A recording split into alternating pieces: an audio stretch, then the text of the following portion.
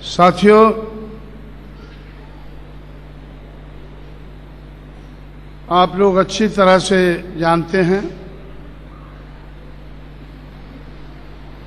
कि बहुजन समाज को जाति के आधार पर बड़े पैमाने पर तोड़ा गया है। इन तोड़े हुए लोगों को जोड़ने की कोशिश में हम लोग लगे हैं। हमारे कुछ साथी जो बहुजन नायक के कारोबार को देखते हैं,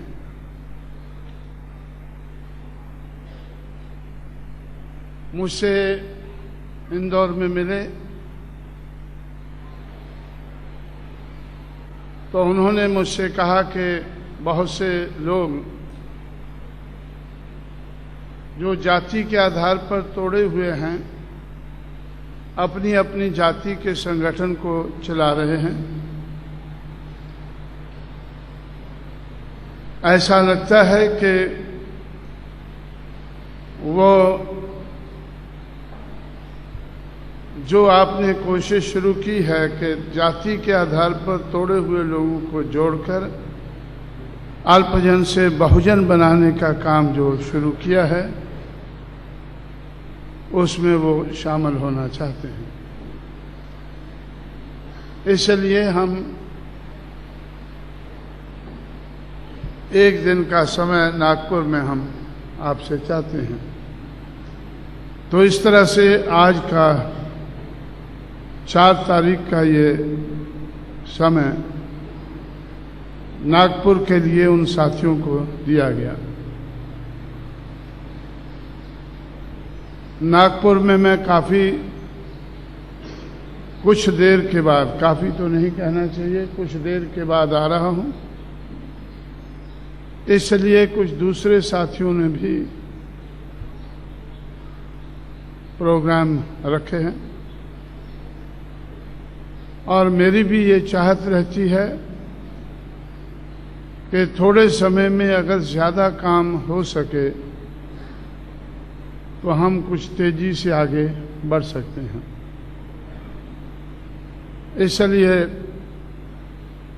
दूसरे साथियों को भी मैंने कहा कि जब मैं आ रहा हूं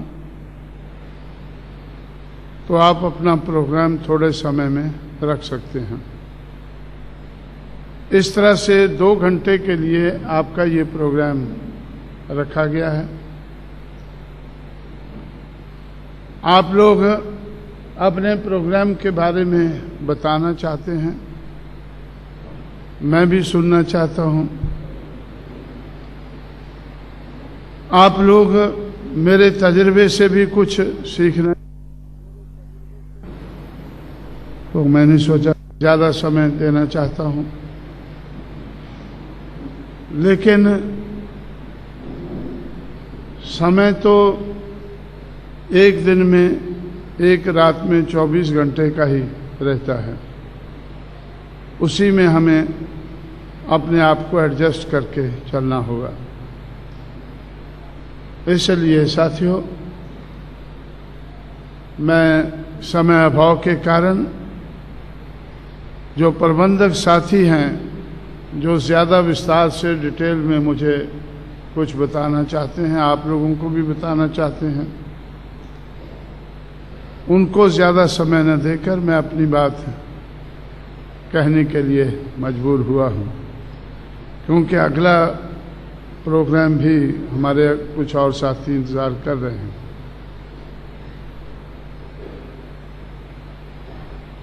आप लोग जिन महापुरुषों के फोटो आप लोगों ने लगाए हैं, उनके संघर्ष के बारे में आप लोग अच्छी तरह से जानते हैं और उनके संघर्ष से जो उपलब्धियां हुई हैं, जो हमारे समाज की बात, मनुवादी समाज व्यवस्था के शिकार लोग जो लंबे अरसे से रहे हैं, उन लोगों की बात कितनी आगे बढ़ी है और कहाँ आज खड़ी है और कहाँ हमारे महापुरुषों के कारवां को हमें पहुंचाना है, ये भी महाराष्ट्र में बहुत लोग मेरे से ज़्यादा जानते हैं और उनसे ही, उनके कार्य से ही मैं सीखकर आगे बढ़ा हूँ। महाराष्ट्र से 1966 में जब बॉम्बे में मैंने 4 अधिवेशन रिपब्लिकन पार्टी के देखे और चारों में मुझे क्या देखने को मिला, उससे मैंने काफ़ी बड़ा सबक सीखकर कुछ उसमें सुधार करने की कोशिश की है। तो सबसे बड़ा सबक मैंने क्या सीखा कि जो लोग बाबा साहब अम्बेडकर के साथ उनकी देखरेख में संघर्ष कर रहे थे, उनकी गैरहाजिरी में जिनको संघर्ष आगे बढ़ाना चाहिए था, वो उस संघर्ष को छोड़ने की तैयारी कर रहे थे। सब लोगों की बात सुनकर एक ही नतीजे पर हम पहुंचते थे कि ये विचारधारा, हमारे महापुरुषों की विचारधारा जिसके कारण हम आगे बढ़े हैं, ये विचारधारा तो ठीक है, सही है, लेकिन कामयाब हो सकते नहीं। विचारधारा तो ठीक है लेकिन कामयाब हो सकते नहीं। तो जिन नेताओं से मेरी थोड़ी बहुत पहचान थी, मैं उनसे पूछता था कि भाई कामयाबी का मकसद आप क्या समझते हैं? तो उनका कहना था कि इस विचारधारा को अपनाकर हम एमएलए नहीं बन सकते, हम एमपी नहीं बन सकते। तो मैं उनसे पूछता था कि भाई क्या ये बनना ज़रूरी है? तो उनका कहना था कि ये ज़रूरी है, इसलिए वो बाबा बाबा करते बापू के पैरों में जा गिरे। नवंबर 1966 में मैंने ये नज़ारा बॉम्बे में देखा और फरवरी 1967 में पार्लियामेंट का चुनाव हुआ। तो उन नेताओं में से पहला नेता एडवोकेट भंडारे थे, जो कांग्रेस के टिकट पर, गांधी जी के टिकट पर 1967 में चुनकर पार्लियामेंट में पहुंचे। उसके बाद लाइन लग गई और काफ़ी लोगों को कांग्रेस वालों ने एडजस्ट किया, लेकिन उन्होंने सोचा कि अगर हम सबको एडजस्ट कर लेंगे, कहीं कोई दूसरी लहर ना पैदा हो जाए, इसलिए रिपब्लिकन पार्टी को जिंदा रखना भी ज़रूरी है। सबको कांग्रेस में लेना सही नहीं रहेगा, इनको भी जिंदा रखना ज़रूरी है। और उनके लिए ये बात कहना, बाबा का नाम लेने वाले लोग अगर ये बात कहेंगे कि विचारधारा तो सही है पर कामयाब हो सकते नहीं, अगर बाबा बाबा करने वाले ये बात कहेंगे तो कांग्रेस के हित में, मनुवादी समाज के हित में ज़्यादा है। अगर वो लोग बाबा को छोड़कर बापू के पास आकर मलाई खाते हुए पकड़े जाएंगे, वो बात मलाई खाने वाले अगर कहेंगे कि हो शक्ति नहीं, तो ज्यादा इसका असर नहीं होगा। ऐसा मैंने महाराष्ट्र में सीखा। और उस वक्त मुझे ऐसा लगा कि भंडारे, दादा साहब गायकवाड़, दादा साहब रूपवते और दूसरे जो नेता थे, उनके बारे में मैंने सोचा, जो बाबा साहब के साथ मिलकर काम करते थे। मुझे लग रहा था कि ये कांग्रेस के नेताओं से कम नहीं है, उनका मुकाबला कर सकते हैं। लायकी के हिसाब से, मिशन के हिसाब से ये इनको उन लोगों का मुकाबला करके अपनी मूवमेंट को आगे बढ़ाने लायक हैं। लेकिन ये काम कामयाब क्यों नहीं हो रहे हैं? बहुत गौर करने के बाद मैं इस नतीजे पर पहुंचा, उन लोगों की हालत को देखकर, मिशन की हालत को देखकर इस नतीजे पर पहुंचा कि जिन लोगों की गैर राजनीतिक जड़ें मजबूत नहीं होती हैं, उन लोगों की राजनीति कामयाब नहीं हो सकती। जिस समाज की गैर राजनीतिक जड़ें मजबूत नहीं होती हैं, उनकी राजनीति कामयाब नहीं हो सकती। इसलिए अगर ऐसे समाज की राजनीति को कामयाब बनाना है, तो इस समाज की गैर राजनीतिक जड़ों को मजबूत करना जरूरी है।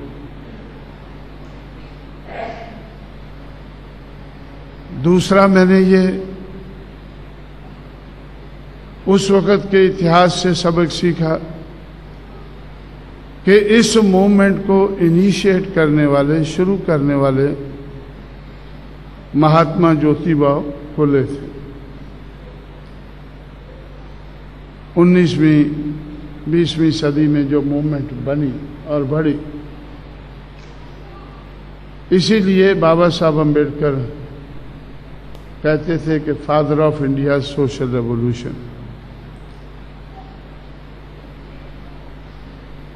इसलिए उनके बारे में मैंने सोचा कि एक तो सामाजिक दृष्टि से वो शूद्र और अति शूद्र समाज में इतने ज्यादा गिरे हुए नहीं थे जितने ज्यादा दूसरे लोग गिरे हुए थे या गिराए हुए थे। सामाजिक दृष्टि से माली समाज के लोग जिसमें वो पैदा हुए, वो महार, मांग और चमार के मुकाबले में इतने ज्यादा नहीं गिराए गए थे। और आर्थिक दृष्टि से भी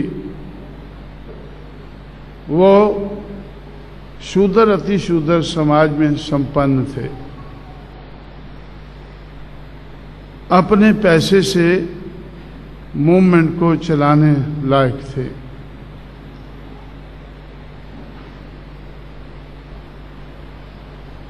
(1848) से लेकर 1891 तक जो उन्होंने मूवमेंट चलाई, उसको स्टडी किया।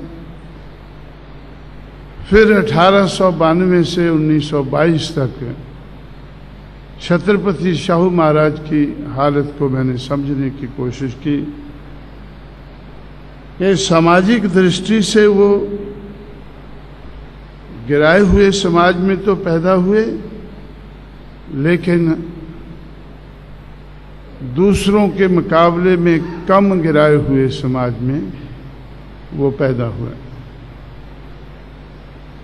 सामाजिक गैर बराबरी का वो कम शिकार थे दूसरों के मुकाबले में, और आर्थिक दृष्टि से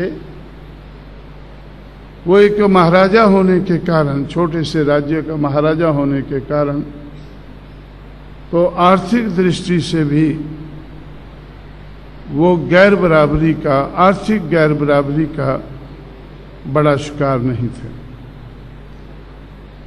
इसलिए सामाजिक और आर्थिक गैर बराबरी के कम शिकार होने के कारण 1848 से 1923 तक ये मूवमेंट जो आज हम चला रहे हैं, या 1822 से लेकर 1956 तक जो बाबा साहब ने चलाई, उससे पहले 75 साल तक इस मूवमेंट को उन लोगों ने चलाया जो सामाजिक और आर्थिक दृष्टि से कम गिराए हुए थे। इसका मतलब ये मूवमेंट चलाने की स्ट्रेंथ उनमें थी। जो अछूत लोग थे उनमें वो सामाजिक और आर्थिक स्ट्रेंथ नहीं थी कि वो उसको चला सकें। इसलिए पहले 75 साल तक ये मूवमेंट महाराष्ट्र में फुले और शाहू ने, और दक्षिण भारत में नारायण गुरु और पेरियार ने, या और उनके साथियों ने, जो शूद्र समाज के लोग थे, उन लोगों ने इस मूवमेंट को चलाया। 1922 के बाद ये मूवमेंट जब आगे बढ़ी तो बाबा साहब अम्बेडकर की देखरेख में ये मूवमेंट आगे बढ़ने लगी। लेकिन बाबा साहब अम्बेडकर को जिस माली और कुनबी ने थोड़ा बहुत सहयोग फुले और शाहू को दिया, उतना भी सहयोग उनका बाबा साहब अम्बेडकर को नहीं मिला। क्यों? क्योंकि वो सामाजिक और आर्थिक दृष्टि से ज्यादा गिराए हुए थे। वो सामाजिक और आर्थिक दृष्टि से ज्यादा गिराए हुए थे। इसलिए जो कम गिराए हुए लोग हैं वो ज्यादा गिराए हुए लोगों को सहयोग देना पसंद नहीं करते। बाबा साहब अम्बेडकर ने जब रिजर्वेशन के बारे में अंग्रेजों को रजामंद किया तो इसी आधार पर उन्होंने रजामंद किया कि शेड्यूल्ड कास्ट, शेड्यूल्ड ट्राइब के लोग ऐसे इतने ज्यादा गिराए हुए लोग हैं कि शूद्र समाज के लोग भी उनको वोट देना और वोट देकर उनको असेंबली पार्लियामेंट में भेजना पसंद नहीं करेंगे। इसलिए इनके लिए सीटें भी रिजर्व होनी चाहिए। और फिर सेपरेट इलेक्टोरेट के लिए अंग्रेज क्यों रजामंद हुए कि इनके अपने वोट से ही, इनके अपने समाज के वोट से ही इनको असेंबली और पार्लियामेंट में जाने का मौका मिलना चाहिए। लेकिन ये सब कुछ तो नहीं हुआ। 1932 में सेपरेट इलेक्टोरेट हमने पूना में गंवाई। जुलाई 1942 में नागपुर में बाबा साहब ने शेड्यूल्ड कास्ट फेडरेशन की मीटिंग में ऐलान किया कि मैंने दूसरा रास्ता ढूंढा है जब हम सेपरेट इलेक्टोरेट नहीं पा सके हैं तो सेपरेट सेटलमेंट का रास्ता मैंने ढूंढा है और अंग्रेज़ों को रजामंद किया है कि सेकेंड वर्ल्ड वार ख़त्म होने के बाद हमारे लोगों के सेपरेट सेटलमेंट बनाए जाने चाहिए। अंग्रेज़ों ने मुझसे कहा है कि 20 साल के अंदर हम ये काम पूरा कर देंगे और मैंने मान लिया है कि जो लोग हज़ारों साल से गिराए गए हैं तो 20 साल उनके लिए कोई बहुत बड़ा समय नहीं है। ऐसा नागपुर में बाबा साहब ने ऐलान किया जुलाई 1942 में। लेकिन वर्ल्ड वार ख़त्म हुई, अंग्रेज़ों ने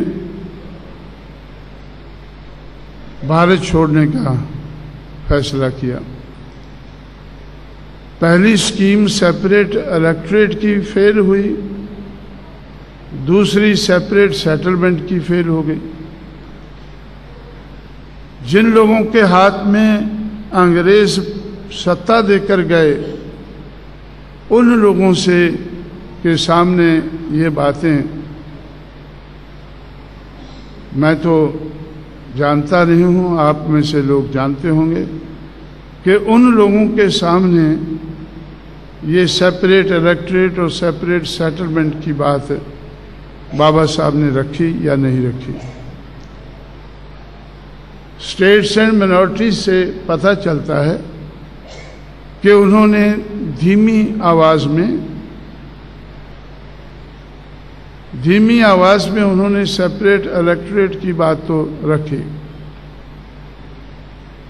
जिन लोगों ने 1932 में नहीं मानी तो 1946 में भी नहीं मानी।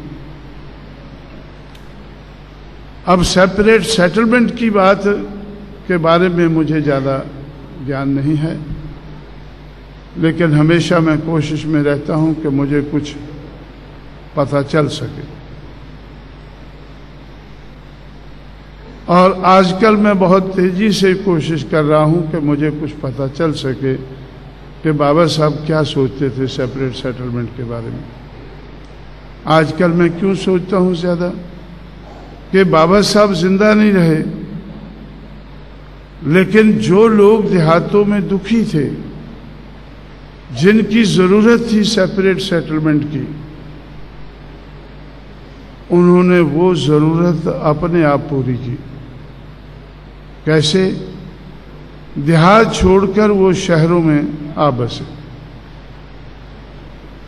किस हालत में? गंदे नालों के किनारे, रेल की पटड़ी के किनारे, सड़कों के किनारे, ऐसी ऊंची नीची जगह जहां लोग रहना पसंद नहीं करते, वहां वो देहात छोड़कर सेटल हो गए। इसलिए आज गवर्नमेंट के आंकड़ों से पता चलता है कि ऐसे 15 करोड़ लोग हैं। अंग्रेज जाने के बाद आज तक ऐसे 15 करोड़ लोग हैं जो देहात छोड़ने पर मजबूर हुए और शहरों के झोंपड़ों में सेटल होने पर मजबूर हुए।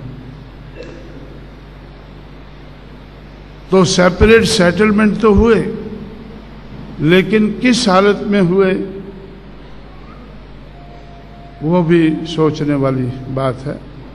वो भी एक समस्या खड़ी हुई है, उसका भी समाधान करने वाली बात है।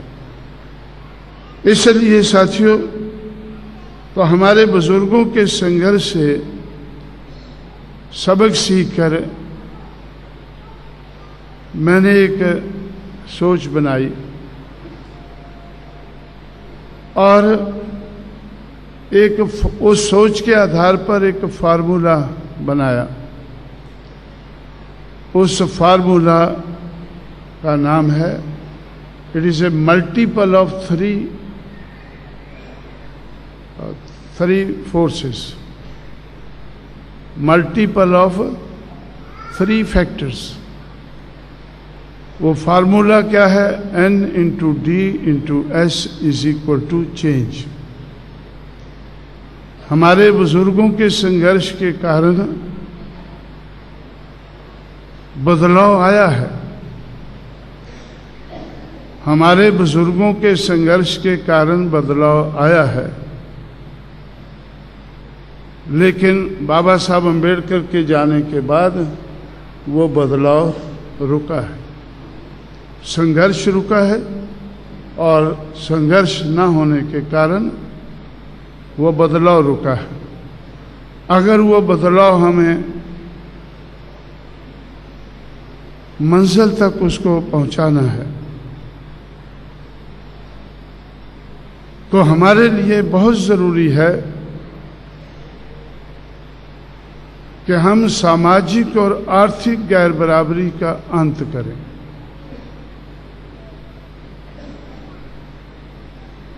जब ये कॉन्स्टिट्यूशन बना, संविधान बना, तो बाबा साहब अम्बेडकर ने इस संविधान में जो कमी है वो कॉन्स्टिट्यूएंट असेंबली के सामने रखी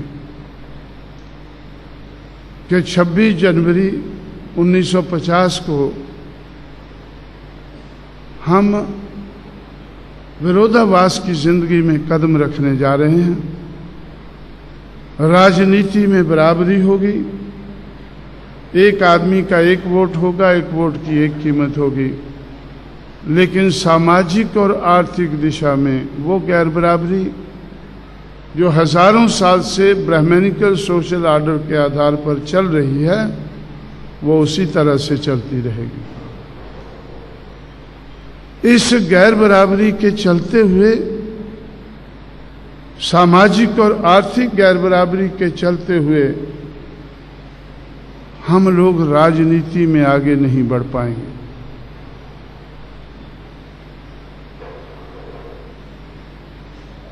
यही मैं महाराष्ट्र से देखकर सीखकर उत्तर भारत में गया कि ये लोग राजनीति में आगे क्यों नहीं बढ़ पा रहे हैं, क्योंकि जिस समाज को ये बेस बनाकर चल रहे हैं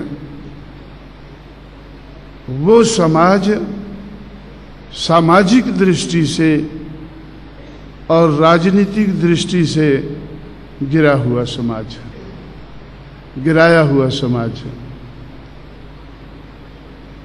सामाजिक दिशा में, आर्थिक दिशा में गिरा हुआ रहने के कारण जो लीड कर रहे हैं इस मूवमेंट को, उनका काम मुश्किल है, और उस मुश्किल को सामाजिक और आर्थिक दृष्टि से गिरा हुआ समाज समझ नहीं रहा है। मैंने उस बात को समझने की कोशिश की, मैंने उस बात को समझने की कोशिश की और समझकर हल ढूंढने की कोशिश की। इसलिए उस वक़्त मैंने महाराष्ट्र में रहते हुए ही बामसेफ नाम का संगठन बनाया था। क्यों? जो मैंने फार्मूला बनाया N into D into S is equal to change, उसमें बाबा साहब के ज़माने में N और D तो थे, लेकिन S बड़ी मुश्किल से वो पैदा करते थे, और अंग्रेज उनकी बात को सुनकर समझकर हमारे समाज को न्याय देने की कोशिश करते थे। लेकिन मुझे ऐसा लगा कि बाबा साहब अम्बेडकर की कोशिश के कारण आज समाज के पास ऐसा है, आज समाज के पास स्ट्रेंथ है। जो स्ट्रेंथ फुले के पास थी, जो स्ट्रेंथ शाहू के पास थी, उस स्ट्रेंथ का सहारा लेकर जो उन्होंने मूवमेंट को आगे बढ़ाया, जो स्ट्रेंथ बाबा साहब के पास नहीं थी, जैसा तैसा करके थोड़ी बहुत स्ट्रेंथ पैदा करके उन्होंने मूवमेंट को आगे बढ़ाया। लेकिन बाबा साहब अम्बेडकर के संघर्ष के कारण, फुले शाहू अम्बेडकर के संघर्ष के कारण इस समाज में स्ट्रेंथ पैदा हुई है। इस समाज में स्ट्रेंथ पैदा हुई है, लेकिन बिखरी हुई है। अगर इस बिखरी हुई स्ट्रेंथ को इकट्ठा किया जाए तो N into D into S is equal to change, तो हम चेंज की तरफ बड़ी तेजी से आगे बढ़ सकते हैं।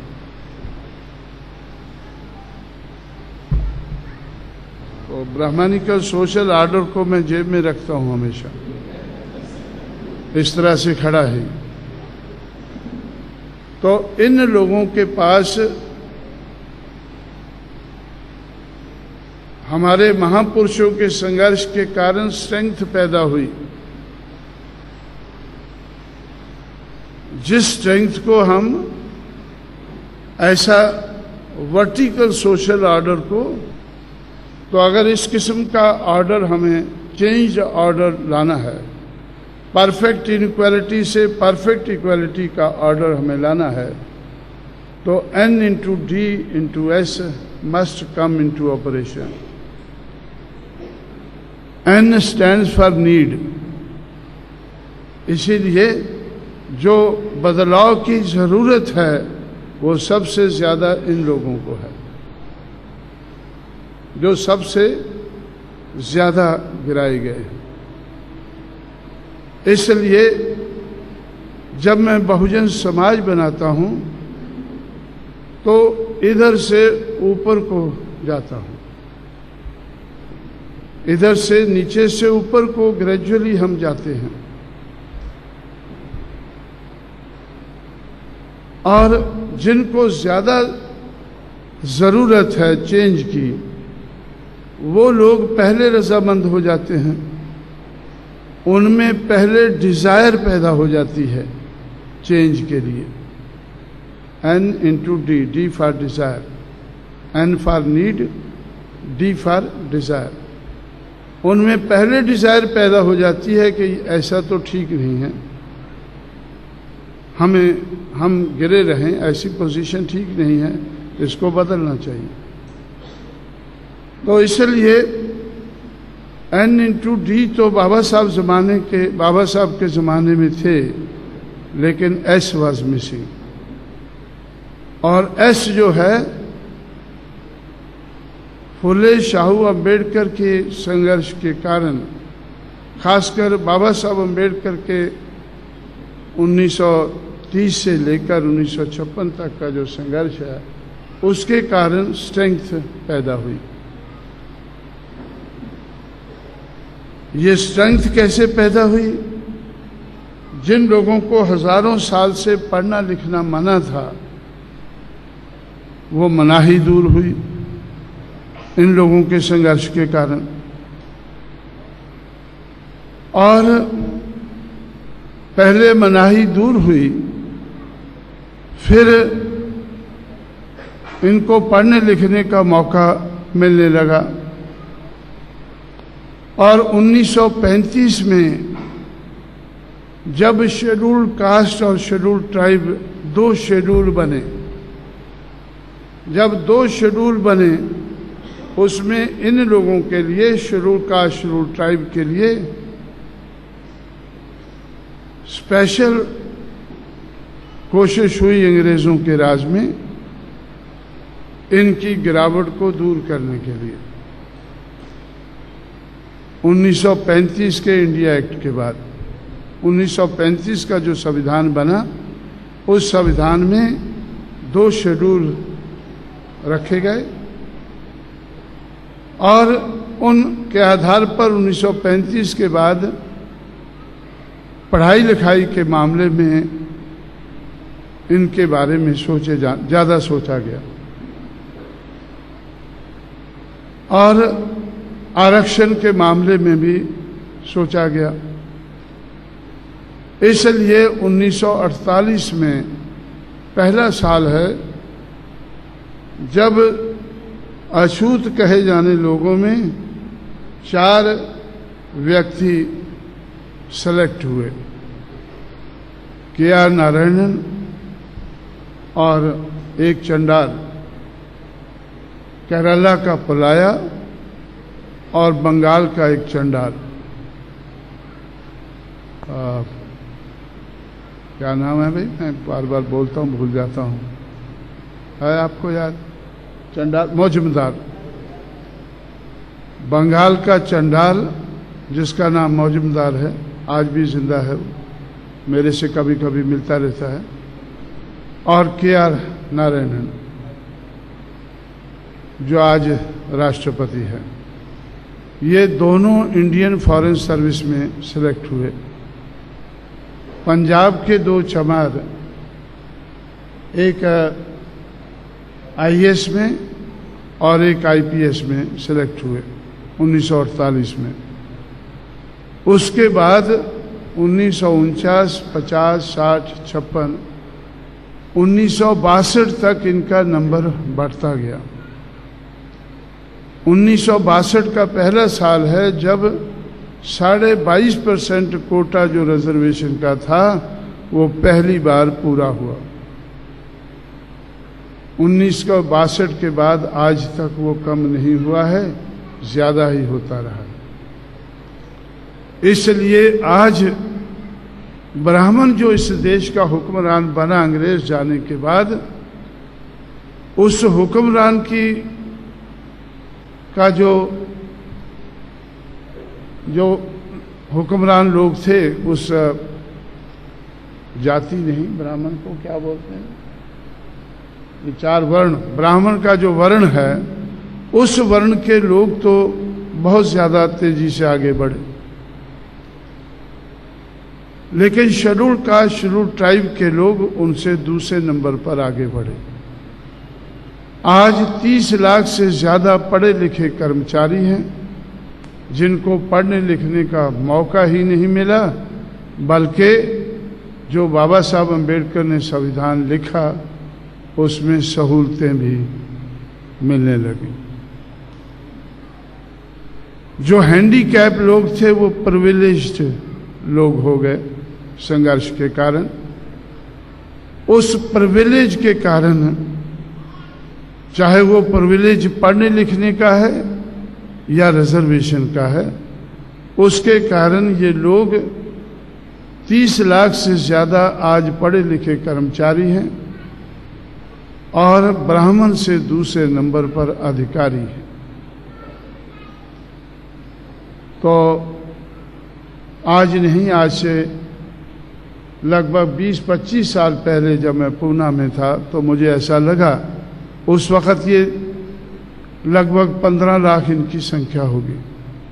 उस वक़्त मुझे लगा कि ये लोगों को हमारे बुजुर्गों के संघर्ष के कारण समाज में ऐश तो पैदा हुआ है, स्ट्रेंथ तो पैदा हुई है, लेकिन बिखरी हुई है।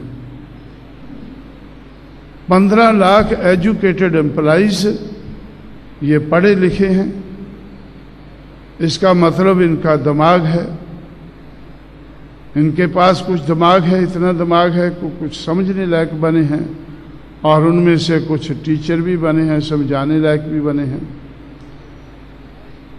इनके पास दिमाग है। और मैं जब कभी दिल्ली जाता था तो दिल्ली में मुझे 2 डायरेक्टर मिलते थे जो प्लानिंग कमीशन में शेड्यूल कास्ट के थे, डायरेक्टर थे प्लानिंग कमीशन में। तो उनसे मैं मिलकर सोचता था, और सोचते सोचते मैं उनसे कहने लगा कि भाई आप लोगों के पास हुनर है, आप लोगों के पास बहुत डेटा है, बहुत हुनर है, और उस हुनर का इस्तेमाल करके आप देश के लिए प्लानिंग बनाते हैं। लेकिन आप जिस समाज से पैदा हुए हैं और ऊपर उठे हैं, उस समाज के बारे में कोई प्लानिंग नहीं बनाते हैं।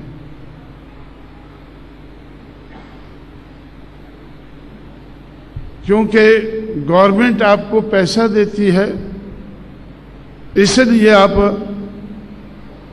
एक नौकर की हैसियत से देश भर के लिए प्लानिंग बनाने लायक हैं।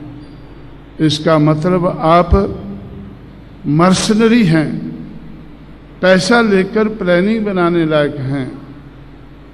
लेकिन अगर मिशनरी भावना पैदा हो जाए आप लोगों में, तो मिशनरी बनकर आप लोग अपने समाज के लिए भी बढ़िया प्लानिंग बना सकते हैं। वैसे भी मैंने सोचा कि अगर पढ़ लिख कर कोई कलेक्टर बनता है तो इसका मतलब उसमें हुनर है एक जिले को संभालने के लिए। अगर कोई एसएसपी बनता है तो जिला भर में उसके पास हुनर है कि कैसे लॉ एंड ऑर्डर मेंटेन करना है। या कोई इंजीनियर है, उसके पास उस किस्म का हुनर है। कोई डॉक्टर है, उस किस्म का है। प्लीडर है, उस किस्म का है। इसलिए हमारे समाज में दिमाग, हुनर और इन सब लोगों को रेगुलर तनख्वाह मिलती है।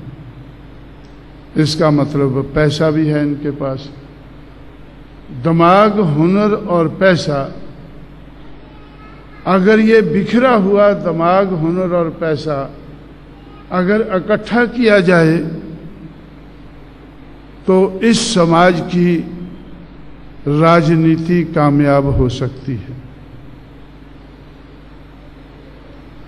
इस समाज की राजनीति कामयाब हो सकती है।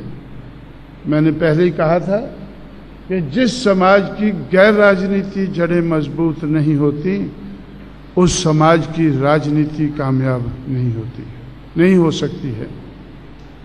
ये मैं महाराष्ट्र से सीखा, और सीखकर जब मैं उत्तर भारत में चला गया तो इसी तरह से मैं सोचता रहा। सोचकर मैं इस नतीजे पर पहुंचा कि भाई दिमाग, हुनर और पैसा, ये तीनों तो इस समाज के पास है, लेकिन जो लोग दिमाग वाले हैं, हुनर वाले हैं, वो एंटी सोशल हैं। वो एंटी सोशल हैं। दिमाग वाले, हुनर वाले लोग राजनीति में भी हैं।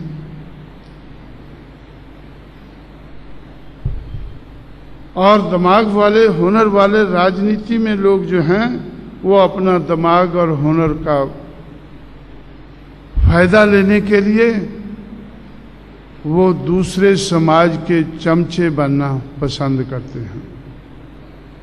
क्योंकि उनको भरोसा है कि उनका इतना दिमाग, इतना उनके पास हुनर नहीं है कि वो दूसरों के मुकाबले में खड़े हो सकें, कामयाब हो सकें। इसलिए वो चमचे बनना ज़्यादा पसंद करते हैं। अब जब दिमाग और हुनर वाले राजनीतिक लोग चमचे बन जाते हैं दूसरों के, तो जो दिमाग और हुनर वाले पढ़े लिखे कर्मचारी हैं, वो भी अपने दिमाग और हुनर का फायदा अपने लिए लेना चाहते हैं। इसलिए वो चमचों के चमचे बन जाते हैं। वो अपना हित सुरक्षित करने के लिए वो चमचों के चमचे बन जाते हैं। जैसे लंबे अरसे तक आप लोगों ने, बाबा साहब अम्बेडकर इनसे क्यों दुखी थे? आखिरी दिनों में वो कहते थे कि इन लोगों ने मुझे धोखा दिया है, क्योंकि वो सोचते थे कि ये समाज के लिए कुछ करेंगे। लेकिन बाबा साहब के पीछे भी ये पड़े रहते थे कि बाबा साहब हमारा प्रमोशन, हमारा ट्रांसफर, हम इस पोस्ट पर चले गए हैं, लेकिन जहां इन्होंने पोस्टिंग किया है वहां पैसा कम है। जहां इन्होंने पोस्टिंग किया है वहां पैसा कम है, तो बाबा साहब भी चले रहते होंगे। मुझे दिल्ली में अभी कुछ जानकारी हुई है पुराने लोगों से कि बाबा साहब ज़्यादातर इन लोगों के लिए चले रहते किसी न किसी मंत्री के पास, तो भाई इसका ये ट्रांसफ़र का देखें, थोड़ा इसका प्रमोशन का देखें। लेकिन बाबा साहब की तो कोई सरकार नहीं थी, उनके स्टेचर के हिसाब से कोई ओबलाइज कर देता था, लेकिन ज्यादातर तो वो बाबा साहब से नफरत ही करते थे कि भाई अगर ये इसको किसी अच्छी जगह प्रमोशन दिला रहा होगा,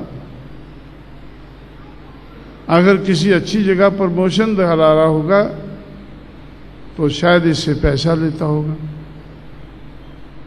पैसा तो चाहिए था। अब मेरे पास भी बहुत से लोग आते रहते हैं, तो भाई हमारा प्रमोशन अभी एक ONGC में डायरेक्टर था, वो उससे बड़ा अधिकारी बनना चाहता था। वैसे तो मुझे खुशी थी कि भाई हमारे लोग अभी बड़े अधिकारी बन रहे हैं, अच्छी बात है। जब हम रूलर बनेंगे वो हमारे काम आ सकते हैं,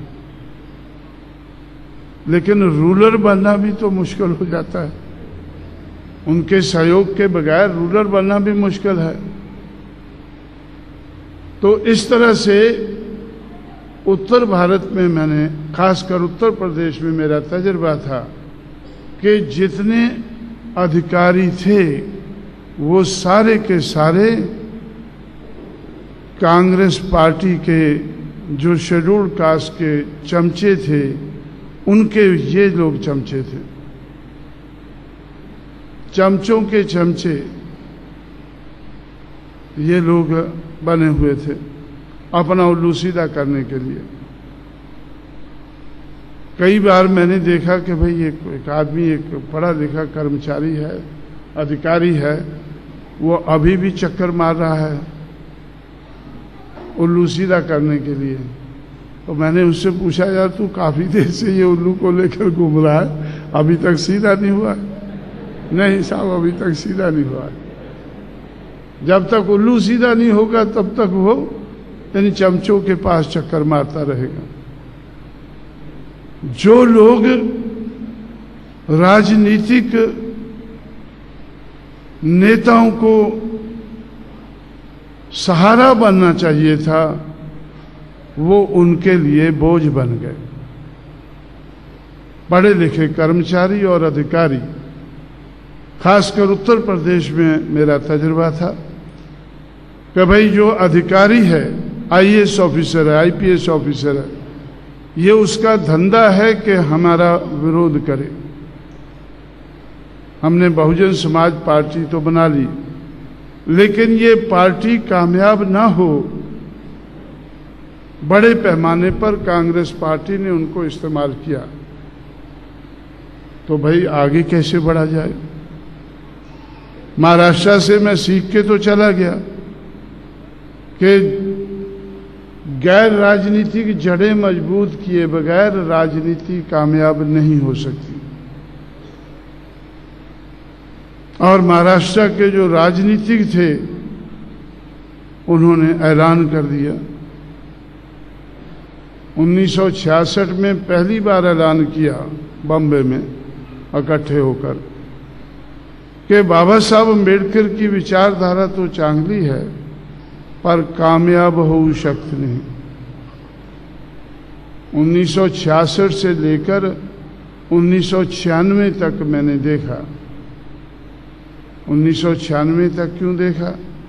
क्योंकि 1996 में मैंने बहुजन समाज पार्टी को राष्ट्रीय पार्टी का रूप दे चुका था। बहुजन समाज पार्टी 1996 में पहली बार राष्ट्रीय पार्टी बनी। 1966 से 1996 तक 30 साल के समय में जो एक मामूली सी बात शुरू हुई थी, तो 1996 में मैंने देखा कि महाराष्ट्र में वो लहर बन चुकी है। महाराष्ट्र में वो लहर बन चुकी है और बनकर दक्षिण भारत में छा गई है। जहां जहां बाबा साहब को मानने वाले लोग थे, उन सब के ऊपर वो उसने घर कर लिया है। और वो लहर क्या थी? उस लहर का नाम क्या था कि बाबा साहब अम्बेडकर की विचारधारा तो चांगली है, पर कामयाब हो शक्त नहीं। महाराष्ट्र में बच्चा बच्चा चिल्लाने लगा, कामयाब हो शक्त नहीं, हो शक्त नहीं। ये आज एक लहर है, सिर्फ महाराष्ट्र में नहीं, महाराष्ट्र से नीचे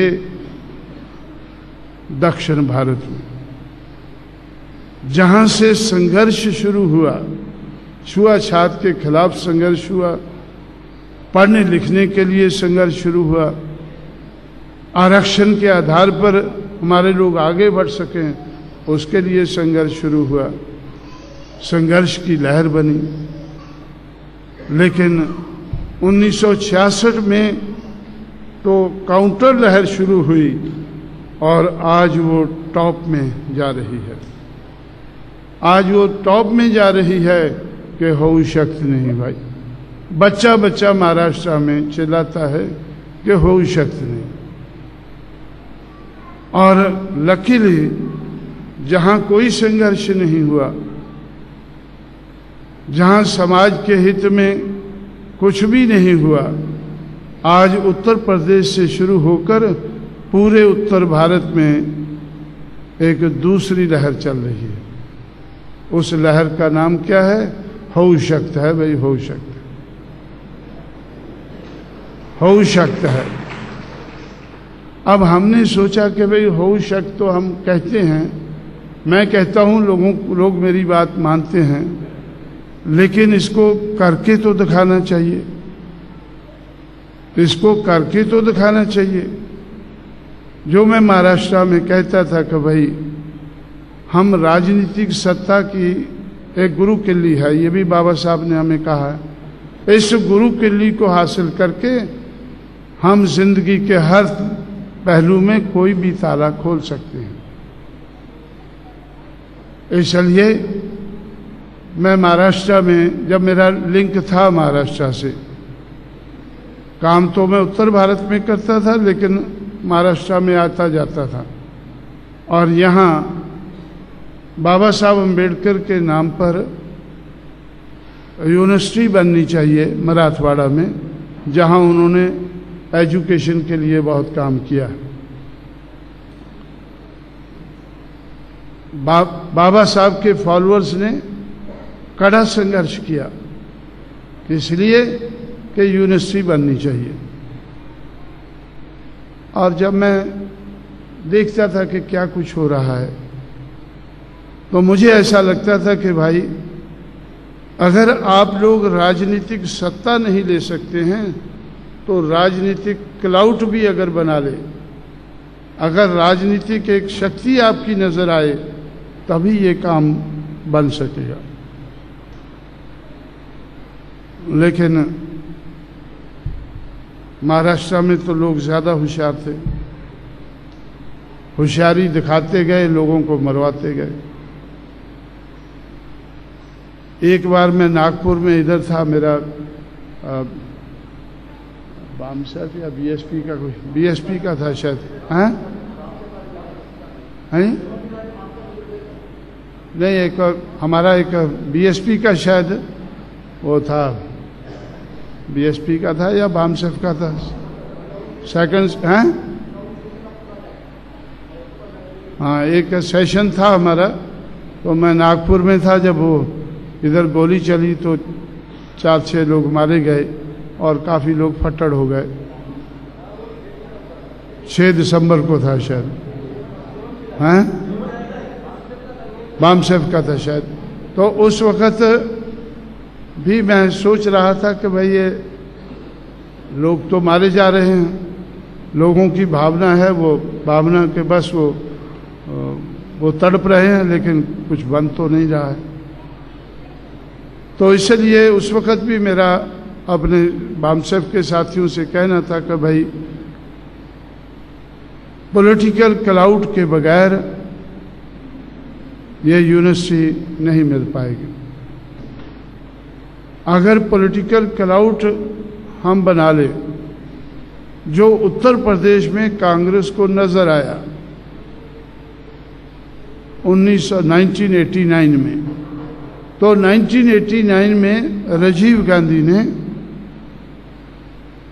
1989 के चुनाव से पहले 14 अप्रैल को 1989 को लखनऊ में 6 एकड़ जगह एक्वायर करके तो उन्होंने एक यूनिवर्सिटी का निर्माण किया, अम्बेडकर यूनिवर्सिटी। एक स्टैचू का क्या यूनिवर्सिटी क्या थी, जब हमारे हाथ में सत्ता आई तो मैंने यूनिवर्सिटी देखने गया, तो यूनिवर्सिटी क्या थी, एक बाबा साहब का स्टैचू और उसके साथ एक बैरक, और बाकी 6 एकड़ जगह में घास, और घास में गाय भैंसें चल रही हैं। जब हमारी सरकार बनी थोड़े समय के लिए मैं देखने गया तो मैंने सोचा ये कौन सी यूनिवर्सिटी, ये तो गाय भैंस की यूनिवर्सिटी है। गाय भैंस के लिए हॉस्पिटल होता है ये तो सुना है हमने कि ये आदमियों के लिए हॉस्पिटल, ये वेटरनिटी हॉस्पिटल है। अब गाय भैंस के लिए यूनिवर्सिटी तो पहली बार देखी है मैंने। तो इसलिए तो मैंने मायावती से कहा कि भाई अब तो मुख्यमंत्री बन गई है, अब मैंने यूनिवर्सिटी भी देखी है 6 एकड़ में, और उसके सामने ये 270 एकड़ में राजीव गांधी के नाम पर एक इंस्टीट्यूशन बना है। तो इसलिए उसके सामने अब बहुत ज़मीन खाली पड़ी है, तो इसलिए वो ज़मीन एक्वायर करके तो उसको 4 चौफेरे दीवार बना देनी चाहिए। यूनिवर्सिटी तो बाद में बनाए देखेंगे, लेकिन कम से कम वो जगह जो है गाय भैंस से तो दूर रखनी चाहिए। जब स्टूडेंट आएंगे वो उसका थोड़ा और समय लग जाएगा, लेकिन कम से कम इसको तो हम लोगों ने 272 एकड़ जगह एक्वायर करके उसके चारों तरफ 4 दीवारी बनाई। और उसके बाद जब दोबारा सरकार आई तो तब तक हमने उसको या उसी समय पे उसको चालू करा दिया था, क्योंकि ये के.आर. नारायणन उस वक्त वाइस प्रेसिडेंट थे, तो इसके हाथ से उसका उद्घाटन हमने कराया था जब ये वाइस प्रेसिडेंट थे। तो इसलिए तो दूसरी बार मैं महाराष्ट्र में 94 में आया, तो और जब मैं महाराष्ट्र में आता हूँ, कोल्हापुर ज़रूर जाया करता था, तो मैंने छत्रपति शाहू महाराज के स्टैचू पर माला अर्पण करने के लिए गया, तो उधर जो कुनबी लोग हैं तो वो उधर चिल्ला रहे थे कि भाई शाहू के नाम पर भी यूनिवर्सिटी होनी चाहिए। पूना यूनिवर्सिटी के बनाने में उन्होंने बहुत कुछ किया है, तो इसलिए पूना यूनिवर्सिटी का नाम दे देना चाहिए। तो उसके बाद मैंने सोचा कि भाई होना तो चाहिए, पर इधर तो अभी लहर चल रही है कि हो शक्त नहीं, तो ये हो शक्त की लहर में तो ये होना मुश्किल है। लेकिन इतने में बाल ठाकरे उधर गए, उन्होंने कहा कि पेपरों में आ गया कि कांशीराम को इन लोगों ने, तो मैंने सोचा कि बड़ी खुशी की बात है अगर बाल ये आज तो ठाकरे इस हालत में नहीं है, लेकिन ऐसा लगता है कि जल्दी पावर में आ जाएगा, तो पावर में आते ये करेगा। लेकिन इतने में तो मुझे ऐसा लगा कि भाई ये महाराष्ट्र में तो जहाँ हो शक्त की लहर चल रही, हो शक्त नहीं लहर चल रही है, तो वहाँ तो पता नहीं कितनी देर लगेगी। तो इसलिए मैंने जहाँ छत्रपति शाहू महाराज कानपुर की एक कुर्मी महासभा को एड्रेस करने के लिए गए थे एक दिन के लिए 1919 में, तो वो जगह मैं कभी कभी विज़िट किया करता था। तो मैं दोबारा गया तो देखा कि उधर हज़ारों एकड़ जगह अभी भी खाली पड़ी है। तो हम लोगों ने तो 200 एकड़ जगह एक्वायर करके तो छत्रपति शाहू महाराज के नाम पर भी यूनिवर्सिटी बना दी। ये मैं क्यों बोल रहा हूँ कि जो यूनिवर्सिटी के लिए संघर्ष करने वाले हैं वो रॉन्ग संघर्ष कर रहे हैं और कामयाब नहीं हो सकते हैं। जब कामयाब नहीं हो सकते हैं तो चिल्लाते हैं हो शक्त नहीं, हो शक्त नहीं। एक लहर बना दिया, लहर खड़ी कर दी उन्होंने, हो शक्त नहीं की। तो उनको मैं बताना चाहता हूं कि हो शक्त है। हम लोगों ने जो राजीव गांधी ने महाराष्ट्र के लोगों को धोखा देने के लिए जो यूनिवर्सिटी बनाई, तो उसकी जगह वो सेंट्रल की यूनिवर्सिटी थी कि ना स्टेट वाले देखें ना सेंट्रल वाले देखें, ऐसे ही 6 एकड़ की जगह में घास फूस उगता रहे। उधर हमने 272 एकड़ जगह एक्वायर करके यूनिवर्सिटी बनाई, लेकिन उसका स्ट्रक्चर तो हम नहीं बदल सके क्योंकि वो तो केंद्र की यूनिवर्सिटी है। इसलिए हमने आगरा में स्टेट की यूनिवर्सिटी बनाई अंबेडकर के नाम पर, और कानपुर में छत्रपति शाहू महाराज के नाम पर, और बरेली में फुले के नाम पर यूनिवर्सिटी बनाई। 200 एकड़ से लेकर 300 एकड़ जगह एक्वायर करके हमने ये यूनिवर्सिटियां जिनमें महाराष्ट्र वालों की चाहत थी वो बनाई। चाहत महाराष्ट्र वालों की पूरी हमने यूपी में की। फिर मैंने सोचा कि भाई महाराष्ट्र में तो अभी बुद्धम शरणम भी हो रहा है, इसलिए गौतम बुद्ध नगर हमने एक जिला बनाया था दिल्ली से लगा हुआ, तो उसमें भी हमने गौतम बुद्ध यूनिवर्सिटी बनाई कि कहीं बुद्धम शरण वाले नाराज ना हो जाएं कि भाई बुद्धा के नाम पर नहीं बनाई, कहीं वो एजिटेट आंदोलन अपना हो शक्त नहीं आंदोलन ना शुरू कर दें। तो इसलिए तो हम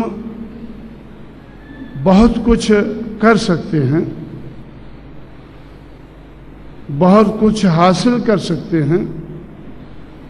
हम सिर्फ एमएलए एमपी ही नहीं सरकारें भी बना सकते हैं।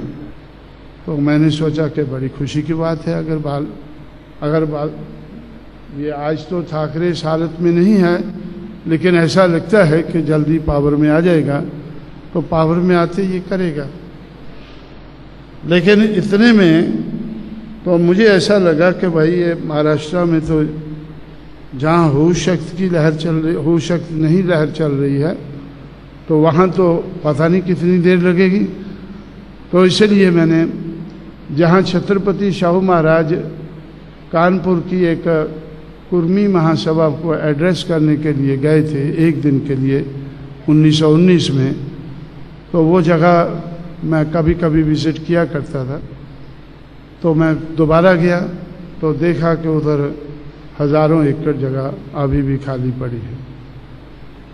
तो हम लोगों ने तो 200 एकड़ जगह एक्वायर करके तो छत्रपति शाहू महाराज के नाम पर भी यूनिवर्सिटी बना दी। ये मैं क्यों बोल रहा हूँ कि जो यूनिवर्सिटी के लिए संघर्ष करने वाले हैं वो रॉन्ग संघर्ष कर रहे हैं और कामयाब नहीं हो सकते हैं। जब कामयाब नहीं हो सकते हैं तो चिल्लाते हैं हो शक्त नहीं, हो शक्त नहीं। एक लहर बना दिया, लहर खड़ी कर दी उन्होंने, हो शक्त नहीं की। तो उनको मैं बताना चाहता हूं कि हो शक्त है। हम लोगों ने जो राजीव गांधी ने महाराष्ट्र के लोगों को धोखा देने के लिए जो यूनिवर्सिटी बनाई, तो उसकी जगह वो सेंटर की यूनिवर्सिटी थी कि ना स्टेट वाले देखें ना सेंटर वाले देखें, ऐसे ही 6 एकड़ की जगह में घास फूस उगता रहे। उधर हमने 272 एकड़ जगह एक्वायर करके यूनिवर्सिटी बनाई, लेकिन उसका स्ट्रक्चर तो हम नहीं बदल सके क्योंकि वो तो केंद्र की यूनिवर्सिटी है। इसलिए हमने आगरा में स्टेट की यूनिवर्सिटी बनाई अंबेडकर के नाम पर, और कानपुर में छत्रपति शाहू महाराज के नाम पर, और बरेली में फुले के नाम पर यूनिवर्सिटी बनाई। 200 एकड़ से लेकर 300 एकड़ जगह एक्वायर करके हमने ये यूनिवर्सिटियां जिनमें महाराष्ट्र वालों की चाहत थी वो बनाई। चाहत महाराष्ट्र वालों की पूरी हमने यूपी में की। फिर मैंने सोचा कि भाई महाराष्ट्र में तो अभी बुद्धम शरणम भी हो रहा है, इसलिए गौतम बुद्ध नगर हमने एक जिला बनाया था दिल्ली से लगा हुआ, तो उसमें भी हमने गौतम बुद्ध यूनिवर्सिटी बनाई कि कहीं बुद्धम शरण वाले नाराज ना हो जाएं कि भाई बुद्धा के नाम पर नहीं बनाई, कहीं वो एजिटेटिव आंदोलन अपना हऊ शख्स नहीं आंदोलन न शुरू कर दें। तो इसलिए तो हम बहुत कुछ कर सकते हैं, बहुत कुछ हासिल कर सकते हैं। हम सिर्फ एमएलए एमपी ही नहीं, सरकारें भी बना सकते हैं, और सिर्फ स्टेट लेवल की पार्टी नहीं बल्कि नेशनल पार्टी भी बना सकते हैं। नेशनल पार्टी कैसे बनती है, उसका कुछ क्राइटेरिया है इलेक्शन कमिश्नर का। अभी अभी सीपीएम का नेशनल पार्टी का स्टेटस चला गया है। पहले वो नेशनल पार्टी थी। जब हमारी पार्टी नेशनल बनी तब कांग्रेस पहले नंबर की नेशनल थी, बीजेपी दूसरे नंबर की, और सीपीएम तीसरे की, और बीएसपी चौथे नंबर की राष्ट्रीय पार्टी थी। लेकिन अब उनका स्टेटस चला गया है तो हमारी पार्टी तीसरे नंबर की राष्ट्रीय पार्टी है। अब मैंने ऐसा सोचा है कि जब हऊ शक्ति की लहर चलाकर हम लोगों ने नेशनल पार्टी हऊ शक्ति है ये दिखा दिया है, 4 राज्यों में 5 राज्यों में मान्यता प्राप्त करके ये दिखा दिया है, अब हमारा लक्ष्य है कि जहाँ जहाँ हमने 6% से ज़्यादा वोट हासिल करके मान्यता प्राप्त की है, अब वहाँ मान्यता नहीं, वहाँ राजपाट होना चाहिए, बहुजन समाज का राज होना चाहिए, जहाँ जहाँ हम मान्यता प्राप्त कर चुके हैं। तो इसलिए ये भी हो सकता है, तो अगर तमन्ना सच्ची है तो हो सकता है, अगर तमन्ना झूठी है, सुपरफिशियल है, तो हो सकता नहीं है। इसलिए साथियों, तो इस आधार पर मैंने आपसे कहा कि गैर राजनीतिक जड़ें मजबूत करके तब हम राजनीति में कामयाबी हासिल कर सकते हैं। महाराष्ट्र में ही मैंने ये बात शुरू की, लेकिन मुझे लगा कि अभी हऊ शक्ति नहीं है, इनका मुकाबला मैं नहीं कर पाऊंगा। हऊ शक्ति की लहर मजबूत है, और आज तो इतनी मजबूत है कि आज तो मैं काफ़ी कुछ करने के बावजूद भी तो मुझे ऐसा लगता है कि भाई महाराष्ट्र में हऊ शक्ति नहीं की लहर का मुकाबला करने के लिए हमें काफ़ी ज़्यादा मेहनत करनी होगी। मुझे लगता है कि जो मुझे सुनने वाले हैं ये सोचते होंगे कि भाई जो हऊ शक्ति नहीं की लहर बन गई है महाराष्ट्र में, तो इसको छोड़ना चाहिए। ज़्यादा तो नहीं सोचते होंगे, ज़्यादा तो नहीं सोचते होंगे। क्यों नहीं सोचते होंगे? क्योंकि वो भी होश शक्त नहीं से प्रभावित हैं। आज भी जो मेरे सामने बैठे हैं, सुन रहे हैं, वो ज़्यादा क्यों नहीं सोचते हैं? आप लोगों ने एजेंडा रखा मेरे सामने अपना, आप लोगों ने मेरे सामने अपना एजेंडा रखा है। उस एजेंडे से मुझे लगता है कि आप बहुत हद तक प्रभावित हैं होश शक्त नहीं लहर से, जो बहुत बड़े पैमाने पर महाराष्ट्र में चल रही है। उसके प्रभाव के कारण आप ऐसा एजेंडा बनाते हैं।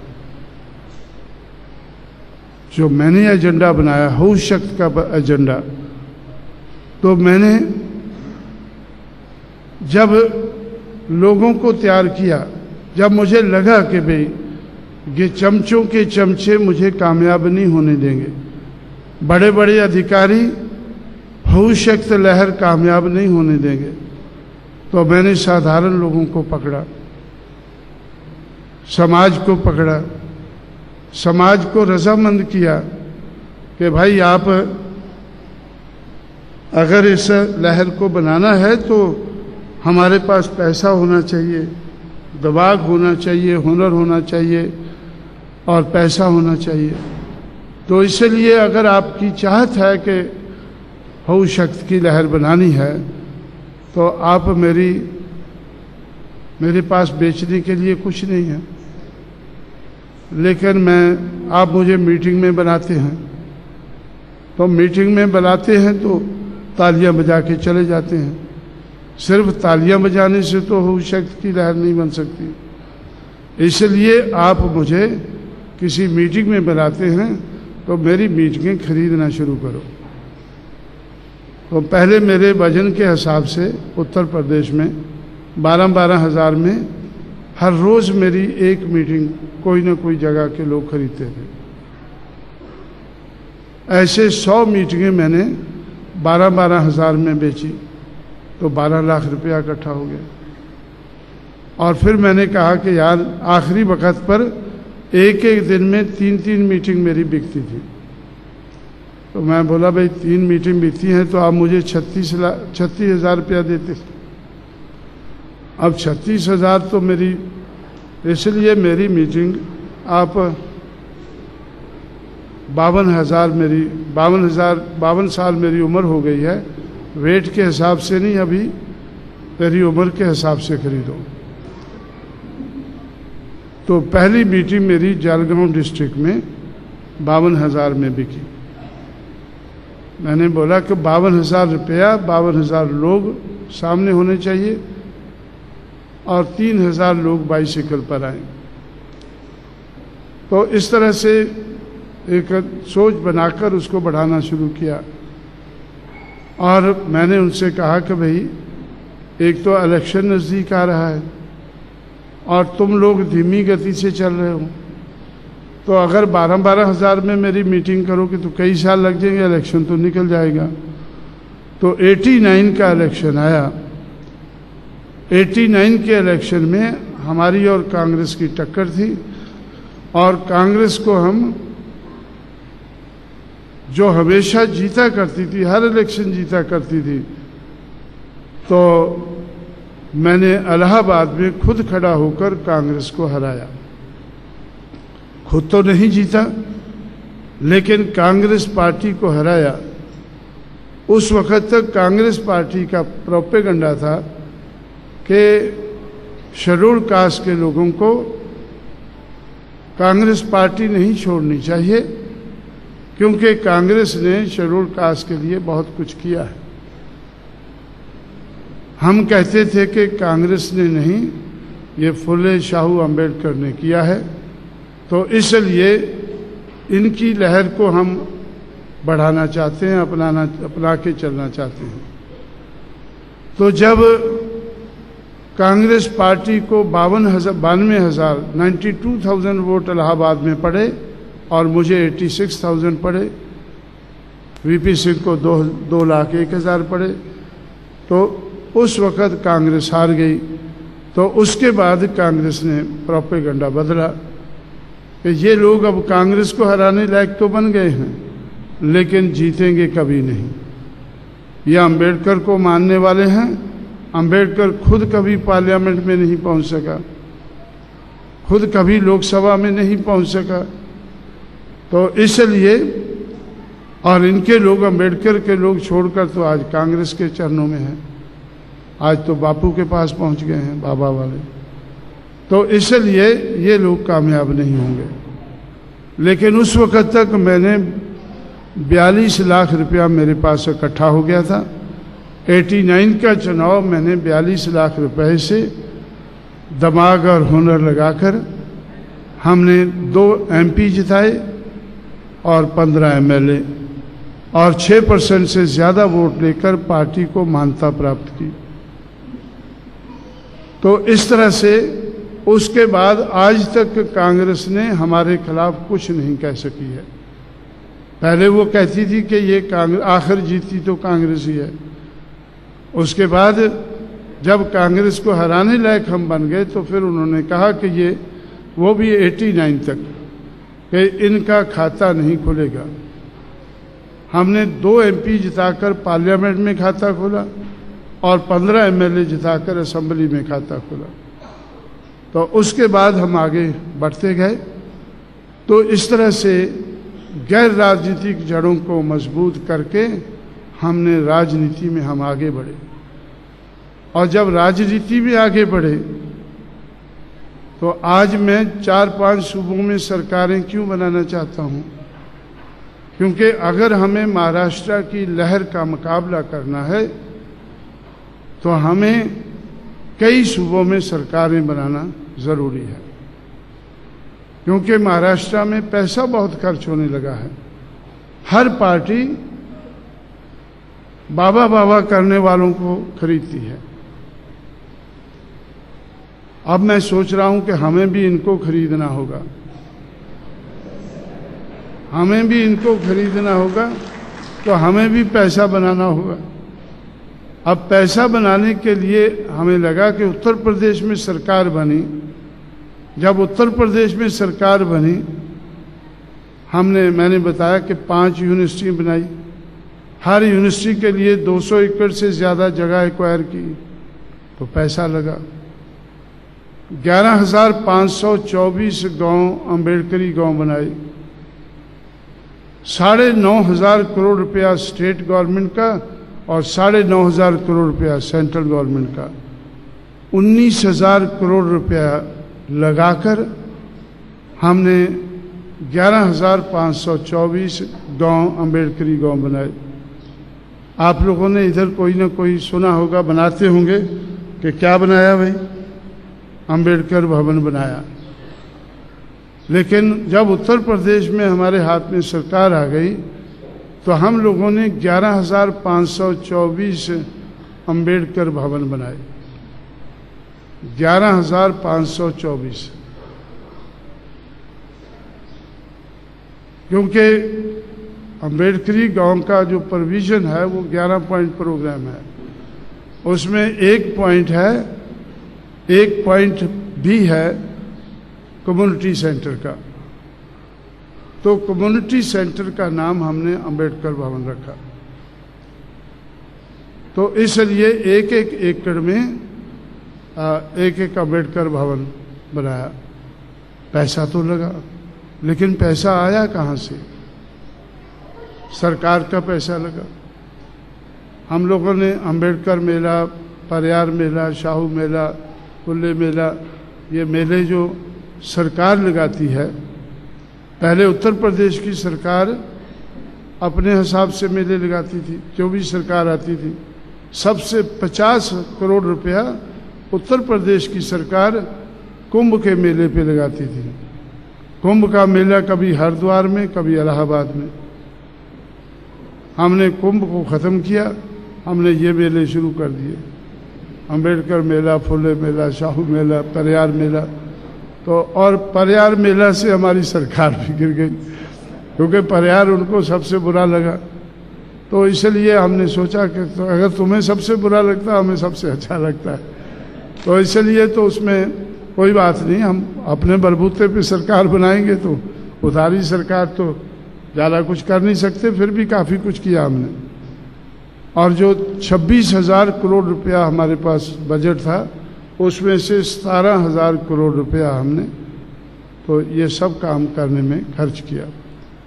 इसलिए साथियों, तो हमने अपना एजेंडा जो बनाया, तो उसमें पहले लोगों से मैंने तैयार किया, थोड़ा थोड़ा चंदा इकट्ठा करके 12,000 में एक मीटिंग खरीदी, 52,000 में, 1 लाख में, ऐसा करके जल्दी जल्दी हमने 42 लाख रुपया इकट्ठा करके 89 में 2 MP और 15 MLA बनाए।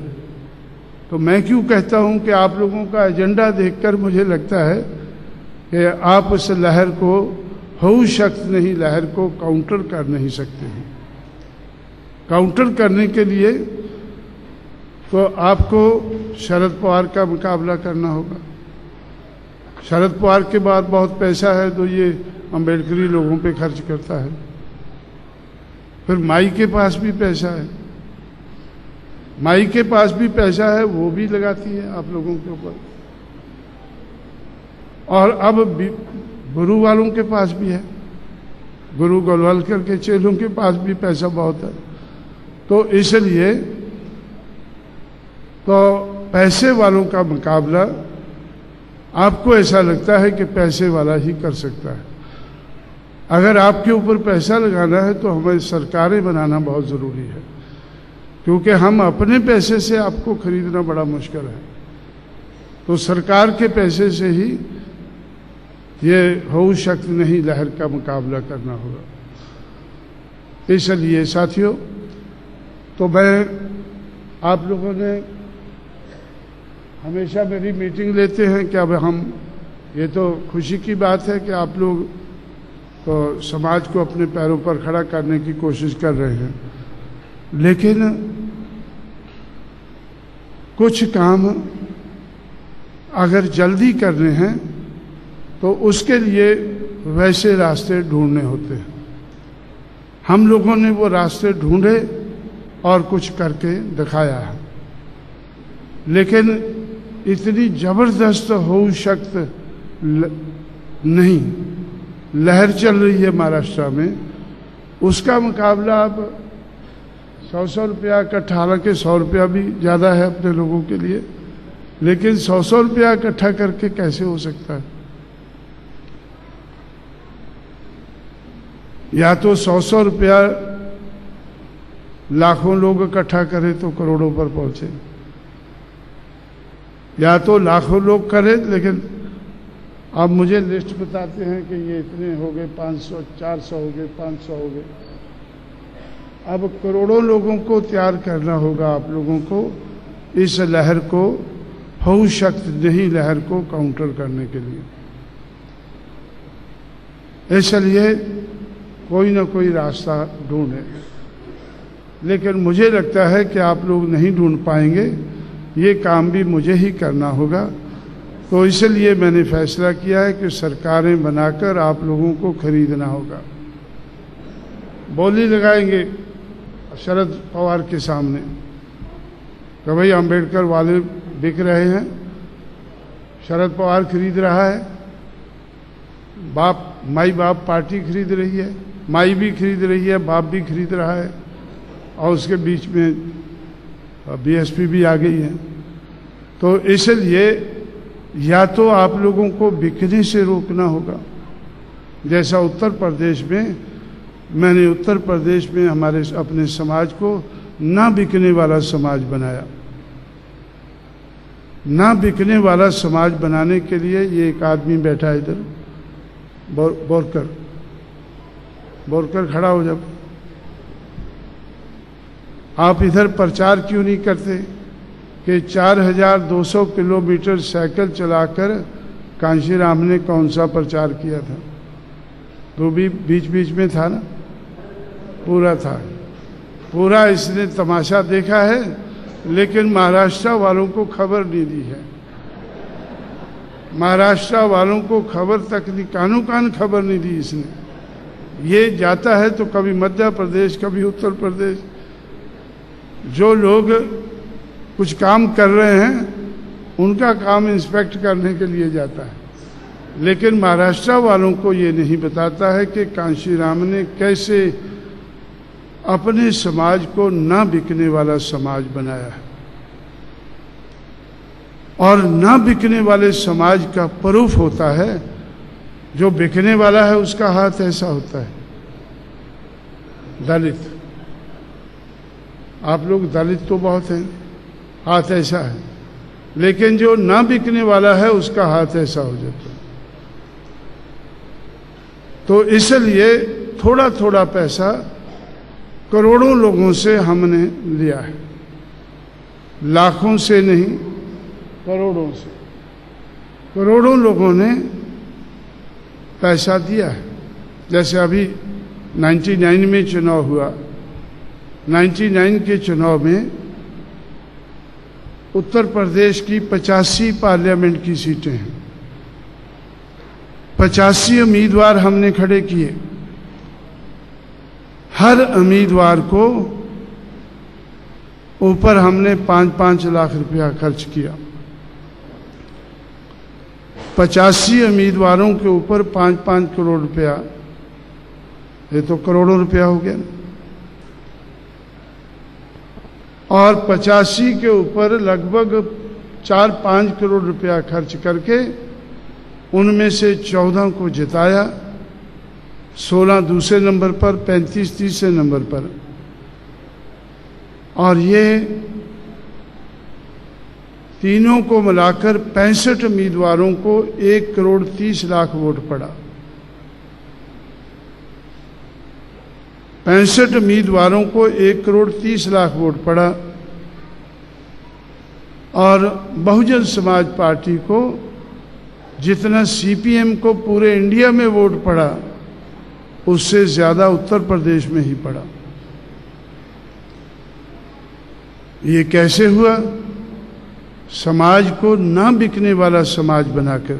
यही नहीं, इस साल हमारे 11 लाख वर्कर हैं जिन्होंने बूथ संभाले हैं। तो 11 लाख वर्कर ने चुनाव के दिन मेरे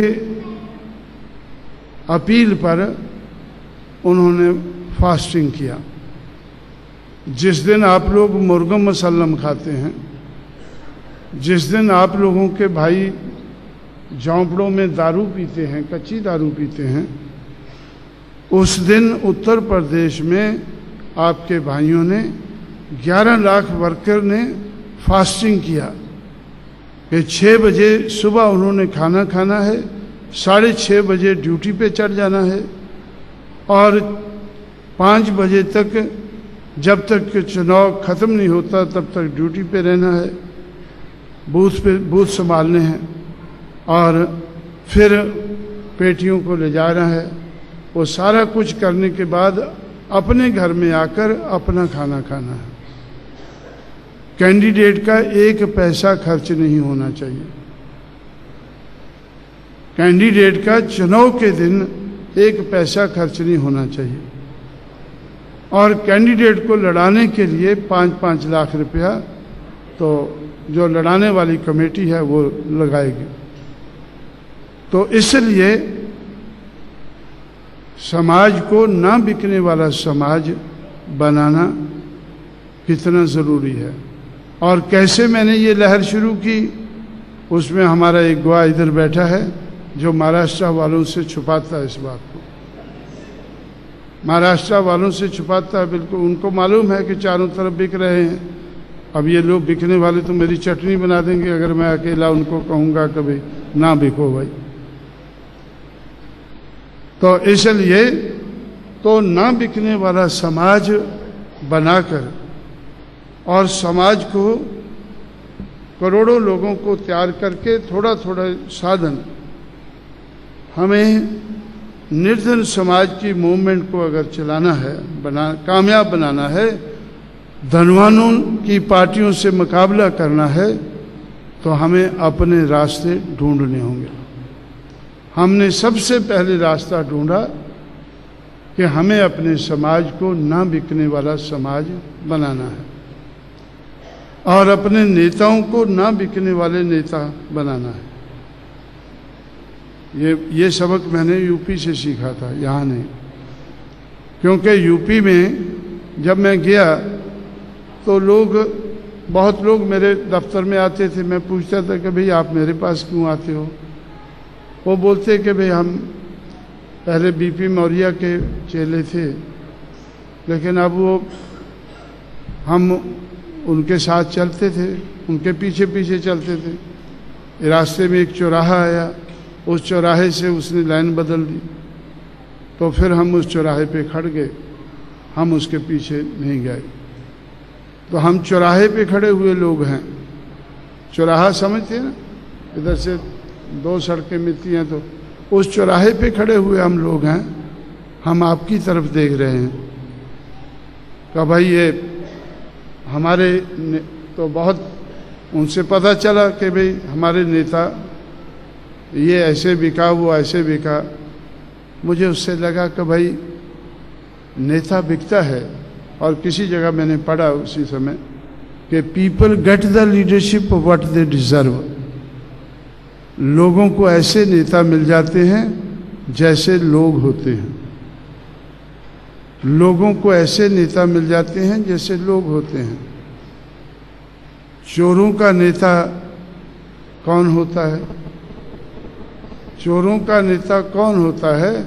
जिसके बारे में चर्चा होती है कि बहुत बड़ा उस्ताद है, दोनों जेबें काट गया और पता भी नहीं चला। उसको वो नेता मानते हैं, ये बड़ा उस्ताद आदमी। मैं तो यार उधर पकड़ा गया, उधर पकड़ा गया, लेकिन ये जो है। और इसलिए तो जो जिस किस्म के लोग होते हैं वैसे उनके नेता होते हैं। इसलिए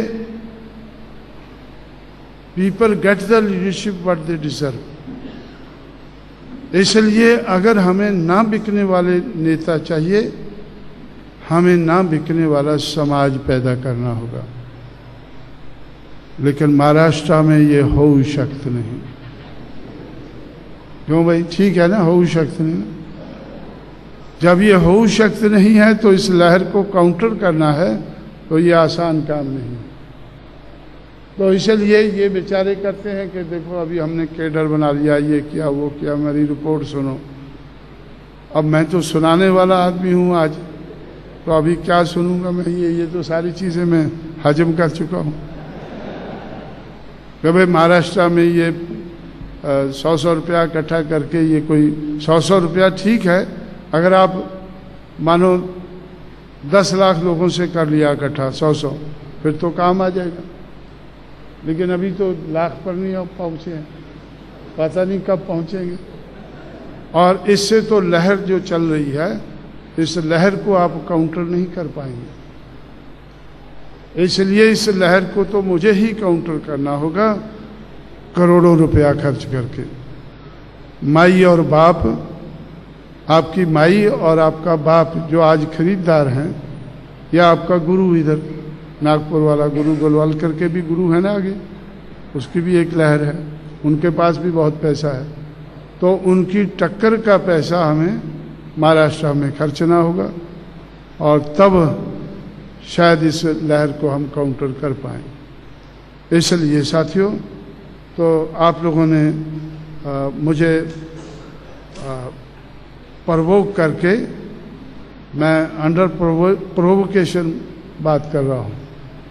प्रोवोकेशन क्या है कि ये कछुए की चाल, ऐसा ऐसा। और कछुए की चाल ही नहीं, जब थोड़ा खतरा नजर आया तो अपनी गर्दन भी अंदर कर ली।